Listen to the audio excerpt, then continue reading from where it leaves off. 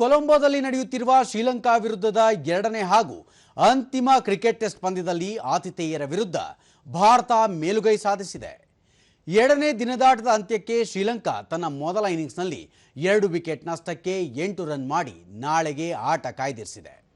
ಭಾರತದ ಪರ ಪ್ರಸಿದ್ಧ ಕೃಷ್ಣ ಹಾಗೂ ಮಾನವ್ ಸುತಾರ್ ತಲಾ 1 ವಿಕೆಟ್ ಪಡೆದರು. ಇದಕ್ಕೂ ಮುನ್ನ ಭಾರತ 9 ವಿಕೆಟ್ ನಷ್ಟಕ್ಕೆ 503 ರನ್ ಗಳಿಸಿ ಇನ್ನಿಂಗ್ಸ್ ಡಿಕ್ಲೇರ್ ಮಾಡಿಕೊಂಡಿತ್ತು.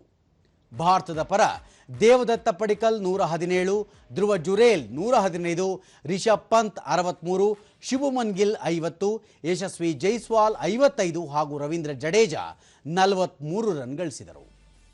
ಶ್ರೀಲಂಕಾ ಪರ ಅಸಿತಾ ಫರ್ನಾಂಡೋ 4, ಕೇಶಾರ ನುವಾಂತ 2, ಲಾಹಿರ್ ಕುಮಾರ ಹಾಗೂ ಪ್ರಭಾತ್ ಜಯಸೂರ್ಯ ತಲಾ 1 ವಿಕೆಟ್ ಪಡೆದರು.